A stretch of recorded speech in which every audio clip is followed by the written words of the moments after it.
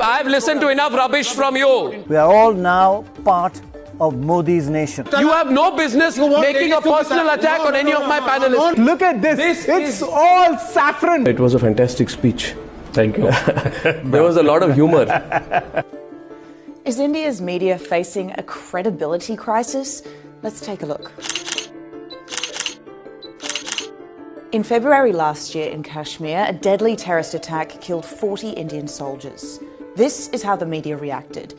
Biggest ever attack on our Indian forces in Kashmir. Not condemnation, we want revenge. There has to be a four-front war against Pakistan. Shut them down. No visa, no cricket. The narrative quickly turned into a call for war against Pakistan. हम आपको बताएंगे कि हिंदुस्तान के पास आखिर विकल्प क्या है, क्या कर सकता है इंडिया अगर पाकिस्तान से हमें बदला लेना है। बहुत सारे लोग ये कह रहे हैं कि अब भारत को युद्ध शुरू कर देना चाहिए। युद्ध शुरू हो चुका है। India has struck Pakistan and we have struck them hard. And most importantly, we have struck them straight in the face. It's not just Kashmir. In June, the government froze state advertising to several newspaper groups, something senior executives at the papers claim was in retaliation to reports they published that criticised the government. We are supposed to question the people in power. But what has happened in the past 5.5 years is that the media has become a stooge of the ruling government. They have stopped questioning the ruling government, and to make matters worse, they have been propagating the divisive and even the negative agenda of the ruling party. A string of high-profile resignations at ABP News last year laid bare the extent of the pressure journalists are under.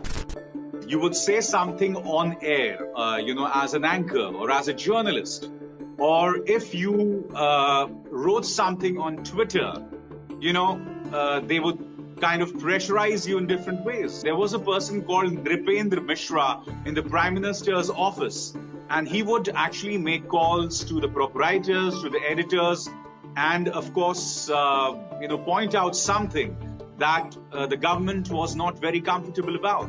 So yes, this government has been working in different ways to pressurize the media. Apisar's exit came a few weeks after the resignation of managing editor Milind Khandekar and anchor Punya Prasoon Bajpai. But you could say the writing was on the wall. In 2018, when ABP called out Modi for a claim he made that farmers were doubling their income as a result of his policies. और पहले की तुलना में आय कितनी बढ़ गई आपकी? अभी 2 गुनी हो गई है सर। अच्छा, और जो महिलाएं आपके साथ काम कर रही हैं, उनकी आय भी बढ़ गई होगी? जी sir. They sent a reporter to interview the farmer who denied it. ऐसी आय नहीं बढ़ी है? नो सर, मुनाफा नहीं हुआ है। After leaving, Bajpai wrote an expose detailing the extent of censorship. From being told not to take Narendra Modi's name on my show or show his image on any program critical of the government, to a sinister blacking out of my show Masterstroke, what happened was nothing short of censorship. He goes on to say, the message, sharp and clear, to every news channel was this: go against us and your business will suffer. Threats and violence is becoming a new normal for journalists in India. Around 50 have lost their lives within the last 12 years. The country has slipped in the World Press Freedom Index to 140 out of the 180 countries listed. That's behind Afghanistan and South Sudan. Rigorous journalism is still taking place, mostly through online outlets. I am, in a way, doing 5 shows for 2 digital platforms.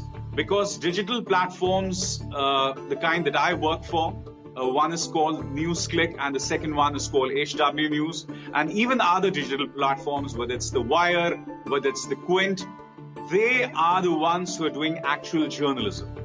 As I said, mainstream news channels, whether news papers or TV news channels, are under a lot of pressure from the ruling government. But a lack of viable funding models means the future of these portals hang in the balance. And with a deficit of critical voices to hold the powers that be accountable, there's plenty at stake. Will a lack of media freedom lead to the death of democracy in India?